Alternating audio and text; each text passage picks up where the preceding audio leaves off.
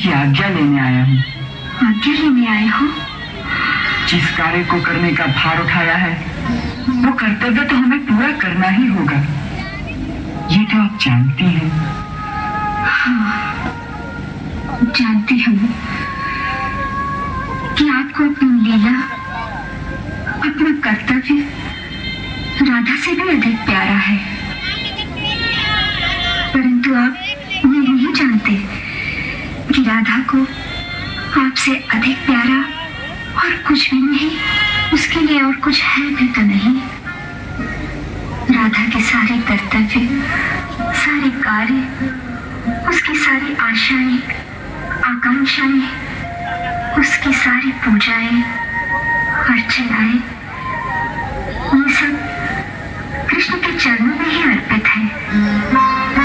इन श्री चरणों को आप हमसे दूर ले जाएंगे तो जैसे यज्ञ के पश्चात यज्ञ कुंड में केवल जली हुई लकड़ियों की राख रह जाती है, उसी प्रकार आपके जाने के पश्चात वृंदावन में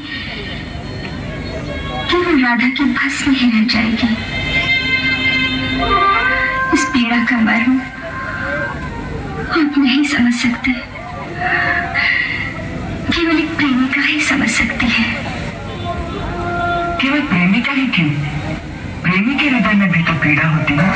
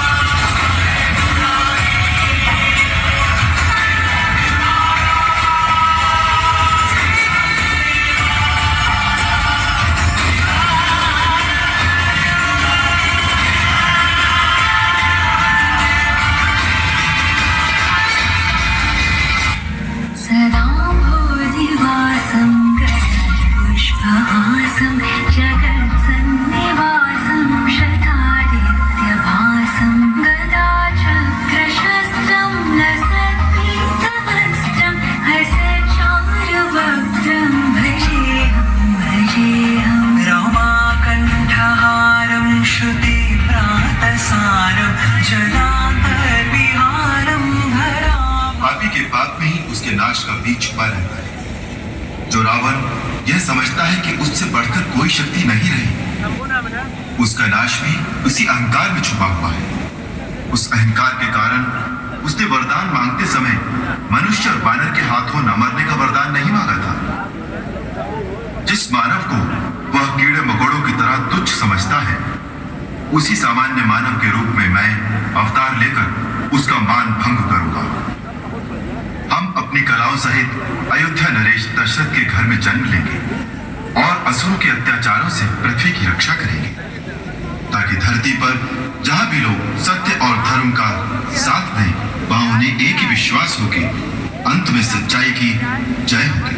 सारी सृष्टि में एक ही जय घोष गूंजेगा, सत्यमेव जयत्यमेव जय, सत्यमेव जयत्यमेव जयते, सत्यमेव जयत्यमेव जयते, सत्यमेव जयत्यमेव जयते, सत्यमेव जयत्यमेव। यदा यदा हि धर्मस्य ग्लानि